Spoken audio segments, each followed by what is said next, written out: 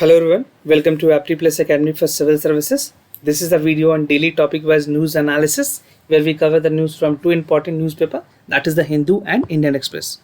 So these are the two papers from which the important news that is relevant for the civil service examination would be discussed in a very simple manner. So to get started with the topic first. So these are the list of the topic that I'll be discussing with you. Today is 10th of September. So the first topic is Indo-Pacific Cooperation and the Trilateral Dialogue. This is again very important for your General Studies paper 2. Now the second topic is India-Israel talk, which has recently been concluded. And the third topic is COVID-19 impacts on travel and tourism sector. So the fourth topic is plasma therapy ineffective in the COVID-19 patients. So because it has been reported by the ICMR that the plasma therapy which was being ruled out that it is effective in COVID-19 patient was not actually so much effective. And the last topic is twisted trajectory for the BT cottons. So these are the important articles and the topic that I'll be discussing.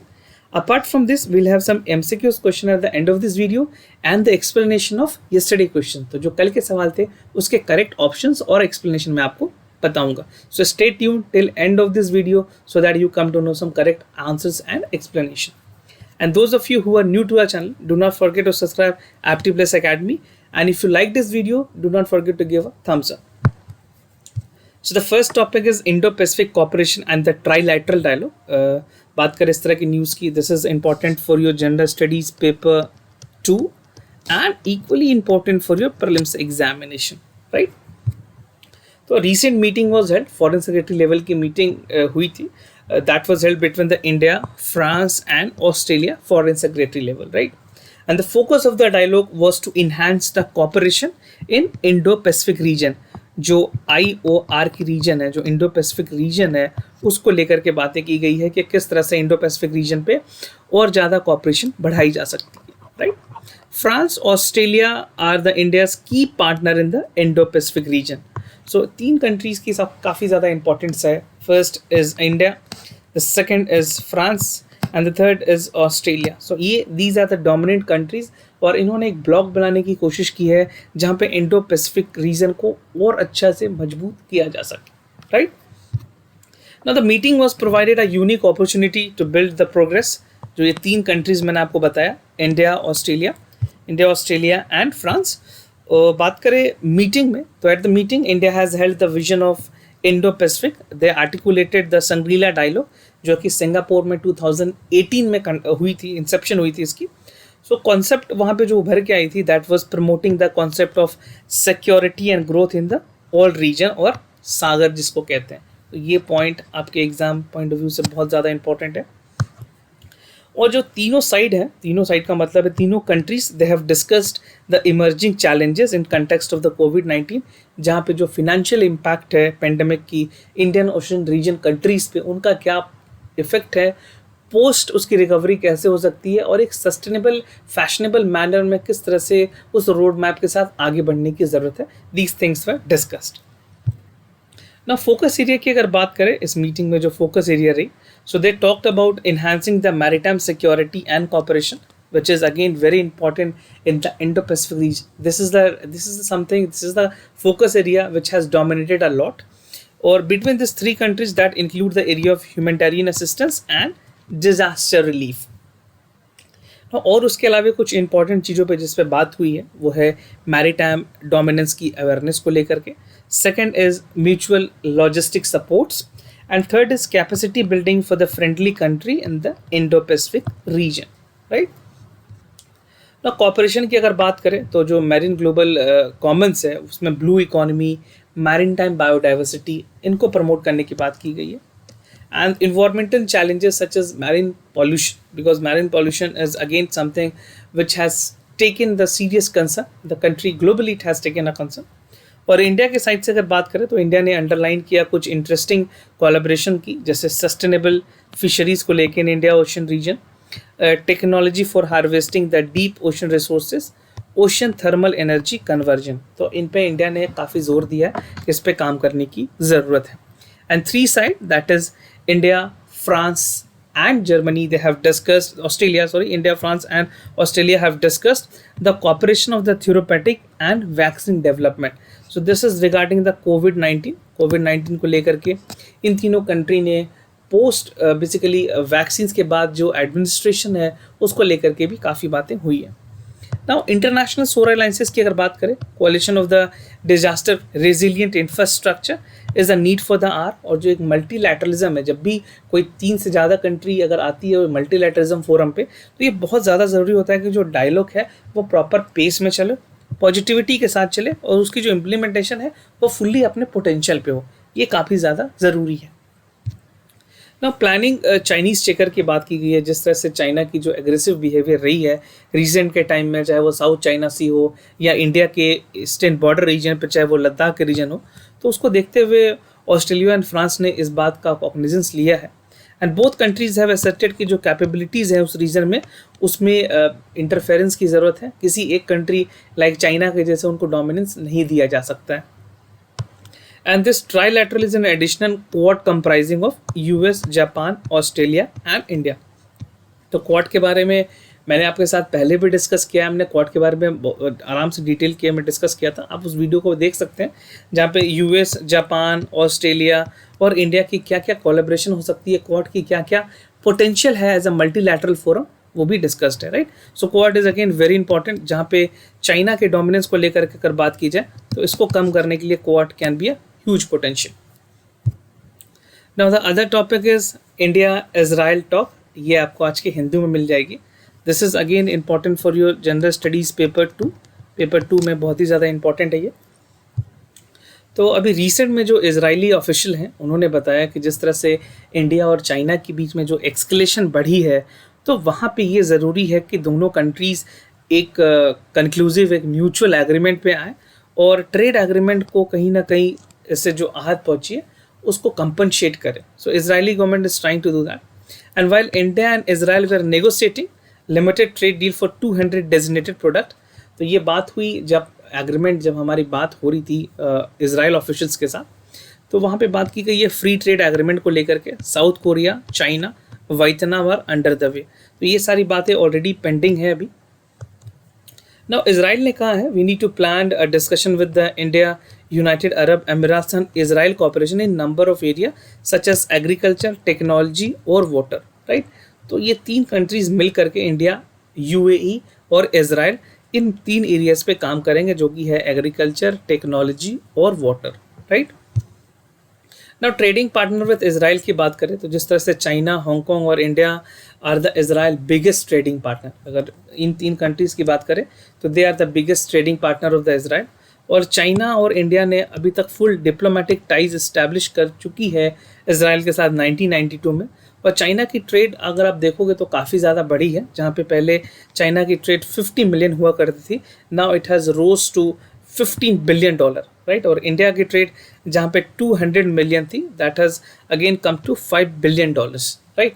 तो you can see the increase में China already is the leading, China के dominance अभी भी है, but in the second count India is the number 2।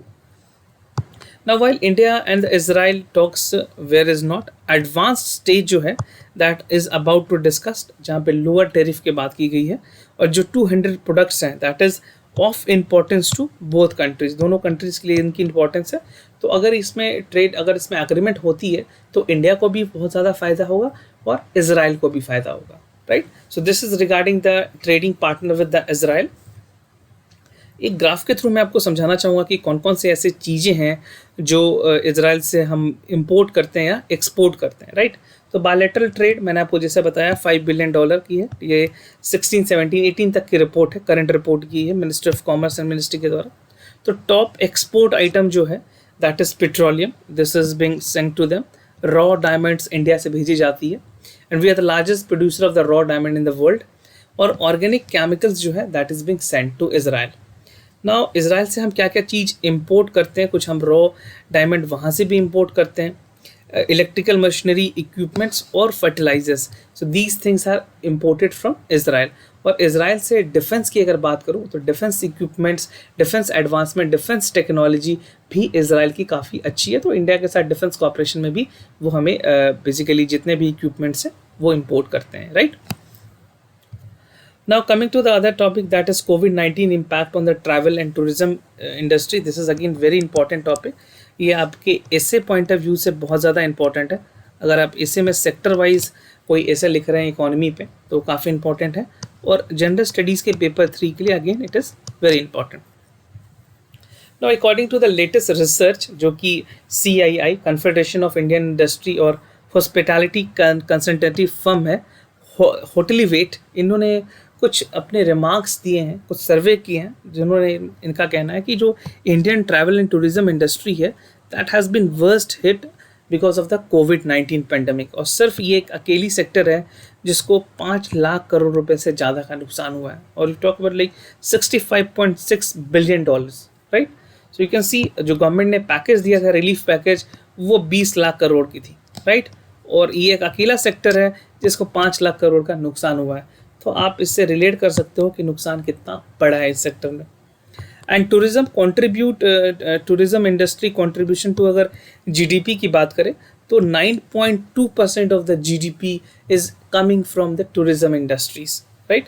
और जो employ करती है वो 8% ऑफ टोटल पॉपुलेशन, हमारे जो 8% ऑफ टोटल पॉपुलेशन है उसको एम्प्लॉयमेंट इस सेक्टर से मिलता है। काफ़ी बड़ा सेगमेंट है, काफ़ी लार्ज ये डोमेन है जहाँ से लोगों को रोजगार मिल रहा है। और टोटल फॉरेन एक्सचेंज कंट्रीब्यूशन की बात करें तो this is $28 billion, right. So a huge amount which is coming from the travel industries. यहाँ पे मैं आपको कुछ और इम्पॉर्टेंट चीज़ें बता दूँ। This font are very small but I read it out for you. तो बाय 2029 इंडिया के जो टूरिज्म सेक्टर है that is expected to grow by 6.7%, right. और $35 ट्रिलियन तक की ये इकोनॉमी हो जाएगी। जो इसकी कंट्रीब्यूशन अभी 8% के आसपास है हमारे इकोनॉमी में, ये आगे चल के 9.2% तक कंट्रीब्यूट करेगी पूरे इकोनॉमी पे, राइट। इंटरनेशनल टूरिस्ट अराइवल जो है वो एक्सपेक्टेड है 30.5 मिलियन बाय 2028। कोविड के बाद ये नंबर थोड़ी ऊपर नीचे हो सकती है, और गवर्नमेंट ने इसको ध्यान में रखते हुए बहुत वर्ल्ड क्लास इंफ्रास्ट्रक्चर्स भी बनाए हैं। यूनियन बजट में 1920 में कुछ इंपॉर्टेंट इनिशिएटिव्स लिए गए हैं। Swadesh Darshan, a theme based tourist circuit was launched to have a potential in the industries sector की, जो हमारी टूरिज्म, जो ट्रैवल एंड टूरिज्म इंडस्ट्रीज है उनको और ज़्यादा प्रमोट किया जा सके। And India's offer a global diversity, attractive beaches, 37% of the world site and 10 biogeographical areas zone are there in the India। तो आप देख सकते हो वर्ल्ड की जितनी भी हेरिटेज साइट है उसमें 37 साइट्स सिर्फ इंडिया से हैं। और countries biggest coast line is dotted as a several attractive beaches, चाहे वो आंध्र प्रदेश में विशाखापट्टनम की बीच हो, गोवा की बीचेज हों, राइट। तो these are some of the important beach that has a major tourist attraction. तो ये कुछ एडवांटेजेस हैं टूरिज्म इंडस्ट्रीज को लेकर के। ना वे फॉरवर्ड की अगर बात करें, so the loss of figure is quite alarming. जिस तरह से इंडस्ट्री की जो परफॉर्मेंस है जो ख़राब हुई है, 5 लाख करोड़ रुपीस का नुकसान हुआ है इस इंडस्ट्रीज़ को, राइट। इट इज़ एक्सपेक्टेड कि जो इम्पैक्ट है रेवेन्यू लॉस की वो आगे जाके कंपनसेट होगी, बट उसमें रिकवरी जो है वो काफ़ी लंबा टाइम लग जाएगा। जो करेंट ट्रेंड है उसके मुताबिक only 30% of the occupancy are still in the hotel, और जो नेक्स्ट ईयर तक ये एंटिसिपेट की गई है कि जो एनुअल ऑक्यूपेंसी है वो 68% तक ही रहेगी for the next year, right. अभी भी 100% आने में इसको टाइम लगेगा। At least this sector will take 2 to 3 years to get the revival, right. Now plasma therapy is ineffective in the कोविड-19 पेशेंट, ये आज के हिंदू के नेशनल पेज में रिपोर्ट की गई है। प्लाज्मा थेरेपी को लेकर के बहुत सारी बातें हुई थी, and it was being advocated कि plasma therapy will help the patients who are suffering from the COVID-19, but this actually has not happened। तो जनरल स्टडीज़ के पेपर 3 में ये काफ़ी इंपॉर्टेंट है, और प्लाज्मा थेरेपी आपके प्रीलिम्स एग्जामिनेशन के लिए पॉइंट ऑफ व्यू से भी बहुत ज़्यादा इंपॉर्टेंट है। सो इन लार्जेस्ट ट्रायल कंडक्टेड 39 हॉस्पिटल में इंडिया में हुई थी, जिसको ICMR रेगुलेट कर रही थी कि जो कॉन्वेलेसेंट प्लाज्मा है, इसको CP भी कहते हैं, CP जो थेरेपी है that would be there for the कोविड-19 पेशेंट्स। तो जो ट्रायल थी that spend from April to July, जहाँ पे 464 हॉस्पिटल में पेशेंट्स को मॉडरेट लेवल के जो सिम्टम्स थे उनको एडमिट किया गया, उनको एडमिनिस्टर किया गया कि जो कॉन्वेलेसेंट प्लाज्मा थेरेपी है उनसे एंटीबॉडीज़ का क्या फ़र्क पड़ेगा और कोविड-19 में रिकवरी में कितनी हद तक मदद मिलेगी। तो जुलाई तक जो लोगों को प्लाज्मा दी गई है उसके अब रिजल्ट्स आए हैं सितंबर्स में। तो रैशनल जानने की ज़रूरत है, जो हमारी कॉन्वेलेसेंट प्लाज्मा थेरेपी है, जो CP थेरेपी है, उसमें क्या क्या अंतर है और किस कारण से इसको यूज़ करने के लिए बोला गया था ICMR के द्वारा। तो आइडिया जो थी कि जो एंटीबॉडीज़ है that will neutralize the replicating virus जो इनसाइड बॉडी है कोविड-19 पेशेंट के, उनके रेप्लिकेशन को कम करेगी और चेक करेगी कि ग्रोथ ऑफ इन्फेक्शन कम हो रहा है या नहीं, राइट। बट जो 235 पेशेंट्स थे जिनको ये प्लाज्मा थेरेपी दी गई, उसमें ये पाया गया कि जो कंट्रोल्ड सिचुएशन होनी चाहिए there was not a significant differences, बहुत ज़्यादा सिग्निफिकेंट डिफरेंस नहीं थे। और कुछ पेशेंट्स ऐसे थे जिनमें 28 दिनों तक कोई प्रोग्रेस रिपोर्ट नहीं देखा गया, right. No, it is being argued कि जो कॉन्वलेसेंट प्लाज्मा थेरेपी है उसको देने के कुछ एक हफ्ते के बाद ही एंटीबॉडीज़ बन जाती है और पेशेंट बहुत ही जल्दी रिकवर करते हैं। बट कुछ केसेस में डेथ भी हुई है और 28 डेज तक नो रिकवरी भी देखी गई है CPA थेरेपी के द्वारा। Now, no reduction in the death. This is also the report which has come. बताया गया है कि जो कॉन्वलेसेंट प्लाज्मा थेरेपी है उससे कोई रिडक्शन मोर्टेलिटी रेट पे बहुत ज़्यादा कम नहीं पड़ा है। जिस तरह की मोर्टेलिटी नॉर्मल हुआ करती थी वो आज भी वही है। And the result from the study of the international finding so that कि जो CP थेरेपी है उस पर they have fail to have the major benefit, बहुत ज़्यादा लोगों को इसका बेनिफिट नहीं हो पाया जो कि पहले प्रॉमिस की गई थी, राइट। और इसी को ध्यान में रखते हुए एक पॉइंट मैं आपको बता दूं कि जो फूड्स एंड ड्रग एडमिनिस्ट्रेशन है दे हैव अपोलोजाइज, US की ये सबसे बड़ी रेपुटेड ऑर्गेनाइजेशन है जिन्होंने कहा है कि इन्होंने भी काफ़ी ज़्यादा कॉन्वलेसेंट प्लाज्मा थेरेपी को लेकर के बातें की थी कि काफ़ी अच्छी है, इस ट्रीटमेंट से लोगों को मदद मिलेगी। But they have again apologised with globally they have apologised कि उन्होंने जो बातें कही थी उस पर ये थेरेपी कारगर नहीं हुई, खरी नहीं उतरी है, राइट। Now ICMR के गाइडलाइन के मुताबिक they currently leave into the medical practitioner to administer the CP। अभी इसको कम्प्लीटली बंद नहीं किया गया है, इसको और अलग लेवल पे एडमिनिस्टर किया जाएगा। देखा जाएगा कि जो मॉडरेटली इल पेशेंट्स हैं क्या उनमें ये और हद तक कुछ काम कर पाएगी या इस थेरेपी का कोई हेल्प नहीं होगा, राइट। क्योंकि द स्टडी सेड कि जो use of CP appear to be mitigating shortness of the breath, कई लोगों में ये देखा गया कि उनको सांस लेने में दिक्कत आ रही थी, फटीग लोग फील करने लगे, फटीग का मतलब उनको थकावट होने लग गई। पेशेंट्स में पूरी तरह से नेगेटिव कन्वर्जन हुई है वायरल RNA की और ultimately it does not improve the outcome and the period of evaluations. तो लोगों को इससे बहुत ज़्यादा मदद नहीं मिली है, इसके जो रिजल्ट्स जो पॉजिटिव एक्सपेक्टेड थे वो नेगेटिव में गई है, राइट। तो ये ऑफिशियली ICMR ने इसको क्लैरिफाई कर दिया है। US की जो फूड्स एंड ड्रग एडमिनिस्ट्रेशन है उन्होंने भी अपॉलॉजी ली है इसके लिए, right. Now coming to the other point that is twisted strategy of the BT cotton. यहाँ पे BT कॉटन को लेकर के कुछ इंपॉर्टेंट बातें कही गई हैं, आपको आज ये हिंदू के एडिटोरियल में मिल जाएगी और आपके जनरल स्टडीज़ पेपर 3 में ये बहुत ज़्यादा इंपॉर्टेंट है। तो कॉटन की बात करें, cotton has been use for 1000 years, बहुत ही पुराना इसका रहा है इतिहास। कॉटन मोहनजोदारो के टाइम से जो हमारी मेहरगढ़ साइट्स हैं, आपने कल्चर में इसको पढ़ा भी होगा, 13,000 BC के टाइम से पहले इसको यूज़ किया जा रहा है। एंड फ्रॉम 1990s की अगर बात करें तो हाइब्रिड्स जो कॉटन थी, जो G हिस्टिशम थी, दैट वाज बीइंग प्रमोटेड। और BT कॉटन बेसिकली होती क्या है, एक genetically modified organism GMO cotton variety है जो कि इंसेक्टिसाइड जो बोलवर्म्स होते हैं उनके द्वारा प्रोड्यूस की जाती है। तो BT cotton was created genetically, उसके जो कॉटन जीनोम है that was being express as a microbial protein जिसको बैक्टीरियम बैसिलस थ्रिंगजेनेसिस के थ्रू ऑब्टेन किया जाता है, right. And BT cotton was officially commercialized in 2000। India में अगर कमर्शलाइजेशन की बात करें BT कॉटन की तो साल 2002 के बाद इसकी कमर्शलाइजेशन स्टार्ट हुई। इलीगल तरीके से भी काफ़ी सेल हो रही थी, जहाँ पे बॉलवर्म्स को कॉटन के लिए अट्रैक्ट किया जाता था। अमेरिकन बॉलवर्म्स भी लाए गए, पिंक बॉलवर्म भी लाए गए। So these were some of the illegal practices that was already being taken place.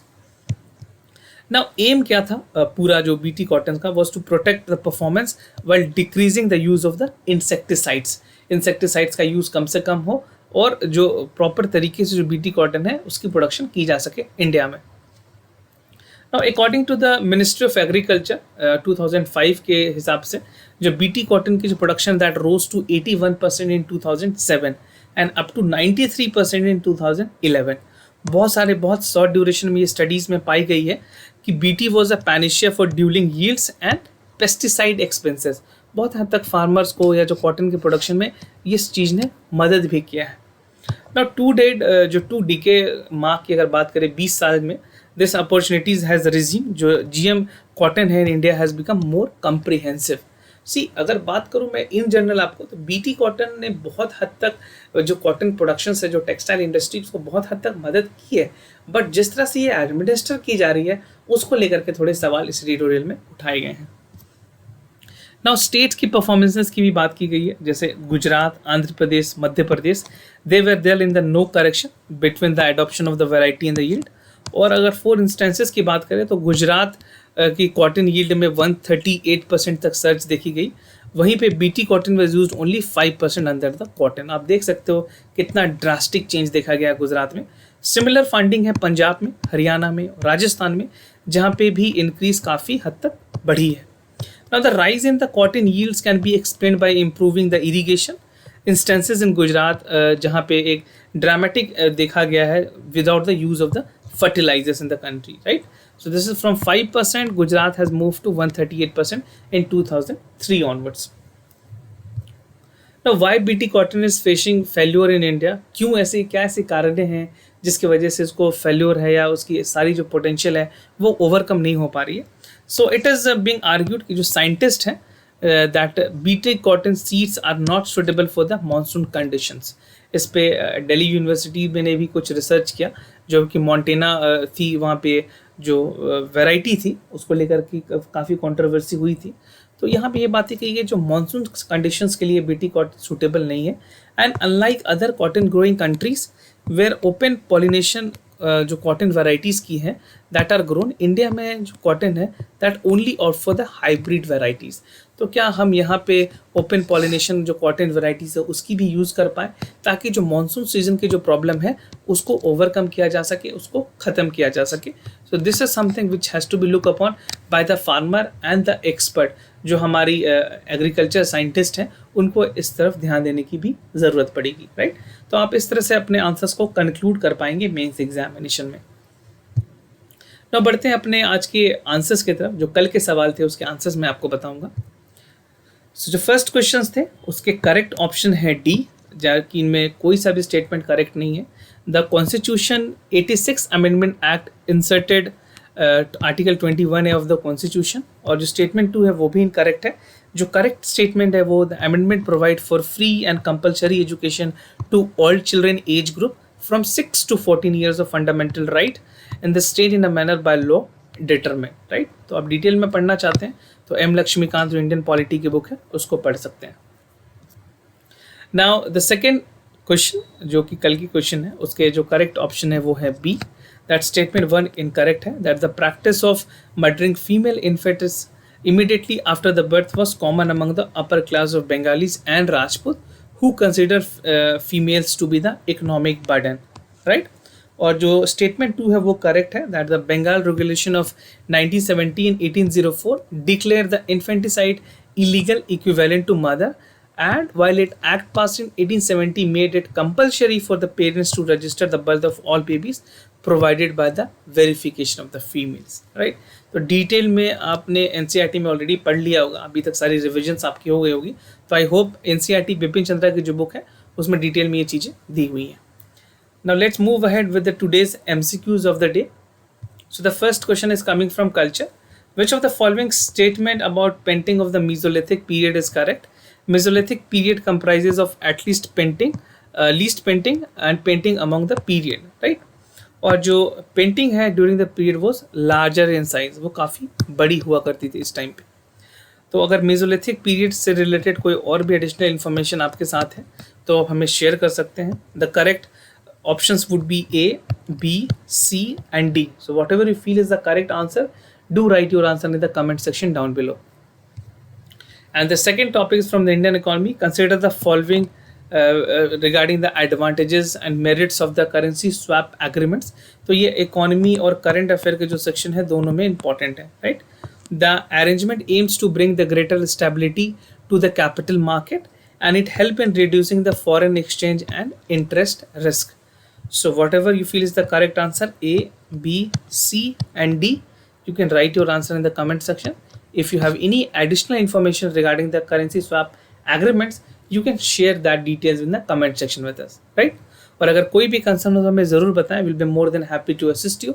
For time being, I am signing off. Wish you all the best. Stay home, stay safe. Thank you so much.